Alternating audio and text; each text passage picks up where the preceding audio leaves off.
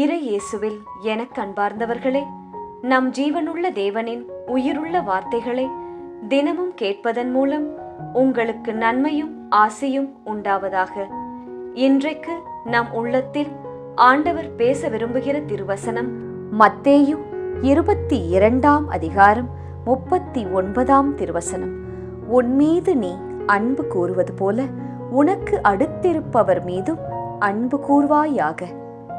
இறை இயேசுவில் எனதருமை நண்பர்களே, உங்கள் அனைவருக்கும் நம் இயேசுவின் அன்பை உரித்தாக்குகின்றேன். இன்று அரசியான தூய கன்னி மரியாவை நாம் நினைவு கூறுகிறோம். அன்னை மரியாவிடம் நமக்காக இறை இயேசுவிடம் பரிந்து பேசி அவரின் மேலான இரக்கத்தை நமக்கு பெற்று தரும்படி ஜெபித்துக் கொள்வோம். இன்று ஆகஸ்ட் மாதம் 22 நாள் வெள்ளிக்கிழமை. இன்றைய நாளில் பிறந்த நாள் மற்றும் திருமண நாள் கொண்டாடும் அனைவருக்காகவும் நம் ரோசரி பிரேயர்ஸ் குடும்பத்தார் சார்பாக இறை இயேசுவின் ஆசிர்வாதங்களை வேண்டி ஜெபிக்கின்றேன். அது மட்டுமல்லாமல் நெருக்கமானவர்களின் இழப்பில் தவிக்கும் பிள்ளைகளும் இறை இயேசுவின் ஆறுதலை நிறைவாய் பெற வேண்டும் என்று ஜெபிக்கின்றேன். நண்பர்களே, இதை கேட்கின்ற நீங்கள் அனைவரும் இயேசு உங்களை அடுத்த படிக்கு கொண்டு செல்ல விரும்புகிறார் என்பதை புரிந்து கொள்ளுங்கள். நீங்கள் ஏதோ ஒரு வேலையை, ஏதோ ஒரு படிப்பை, பிசினஸை, உங்கள் குடும்பத்தை கவனிப்பதை பல ஆண்டுகளாக தொடர்ந்து நீங்கள் அதையே முன்னேற்றம் இல்லாமல் செய்து கொண்டு வரலாம். இவ்வளவு தானா என் வாழ்க்கை, இதற்கு மேலே எதுவும் இல்லையா என்று எண்ணலாம். நீங்கள் உங்களிடம் எத்தனையோ கேள்விகளை மனதிற்குள்ளாகவே இதுவரை கேட்டுக்கொண்டு இருக்கலாம். பல ஆண்டுகளாக என் வாழ்க்கையும் வேலையும் பிசினஸும் குடும்பமும் தேக்க நிலையில் இருக்கிறதே, மந்தமாக இருக்கின்றதே, மாற்றம் ஏதும் வராதா என்று நினைக்கலாம். உங்களிடம்தான் இயேசு என்று கூறுகிறார், இங்கே ஏறி வா, நான் உன்னை அடுத்த லெவலுக்கு, அடுத்த படிக்கு, அடுத்த உயர்வுக்கு கொண்டு போவேன் என்பதாய். அந்த வார்த்தையை நினைவில் வையுங்கள். இங்கே ஏறி வா. அது ஆகாயமே திறக்கப்பட்ட ஒரு அனுபவம் போல உங்களுக்கு இருக்கும். இதை விசுவாசியுங்கள், நிச்சயம் அது அப்படியே வாய்க்கும் உங்கள் வாழ்க்கையில். சரி, உங்களிடம் ஒரு கேள்வி நண்பர்களே. How much do you love yourself? நீங்கள் உங்களை எவ்வளவு நேசிக்கிறீர்கள்? முழுமையாக, நிபந்தனை இல்லாமல், இரக்கத்துடன் நேசிக்கிறீர்கள், அப்படித்தானே? Complete love, the love without any conditions, the love with full of merciful eyes. இப்படித்தான் நம்மையே நாம் நேசிக்கிறோம், பாதுகாக்கிறோம். ஆனால் இதே போல, இதே கண்களோடு, இதே அன்போடு உங்கள் குடும்பத்தில், உங்கள் பணியிடத்தில், உங்கள் நண்பர்கள் மத்தியில் இருக்கும் கணவன், மனைவி, பிள்ளைகள், மாமியார், மாமனார், நாத்தனார், உடன் பிறந்தோர், உடன் வேலை செய்வோர், தாய், தந்தை, உங்களிடம் பணி செய்வோர், அவர்களையும் அன்பு செய்கிறீர்களா என்பதுதான் கேள்வி.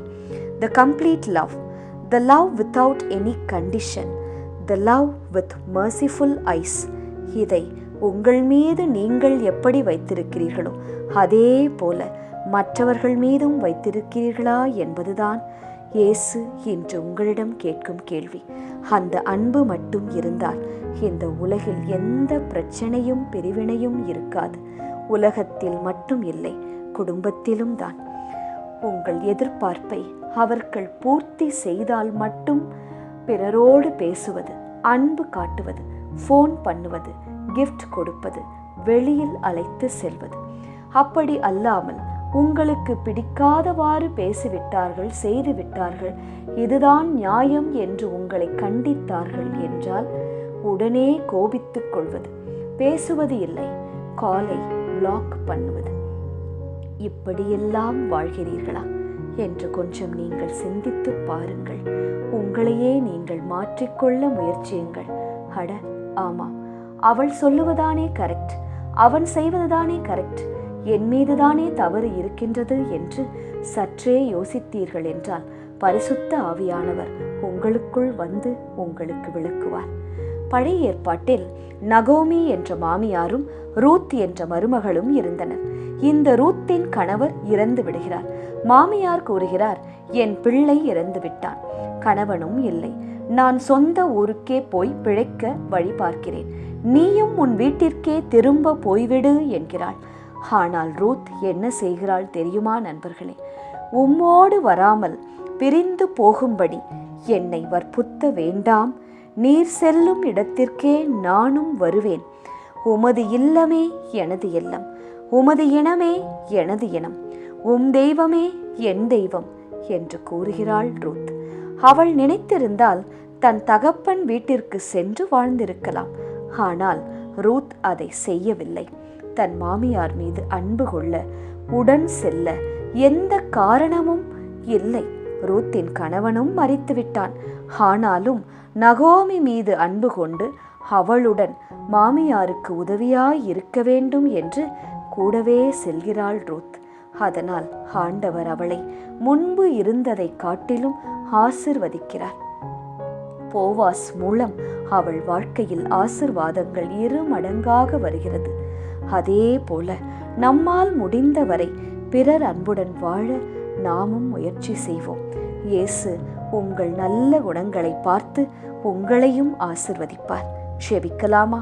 இயேசுவே, என் மீது நான் அன்பு கூறுவது போல என்னோடு இருப்பவர்கள் மீதும் அன்பு காட்ட, கோபப்படாமல் விட்டு கொடுத்து வாழ, பிறரின் மனநிலை, சூழ்நிலை இவற்றை புரிந்து கொள்ள உதவி செய்யும் இயேசுவே. ஆமேன். இயேசு கிறிஸ்துவின் பெரிதான நாமத்தின் நிமித்தம் ஜெபிக்கிறோம். ஆமேன். ஒவ்வொரு நாளும் உங்கள் உள்ளத்தில் ஆண்டவர் பேச விரும்புகிற இறை வார்த்தையை தெரிந்து கொள்ள ரோசரி பிரேயர்ஸ் சேனலை சப்ஸ்கிரைப் செய்யுங்கள். மேலும் உங்கள் நண்பர்கள் மற்றும் உறவினர்களுடன் ஷேர் செய்யுங்கள். நன்றி.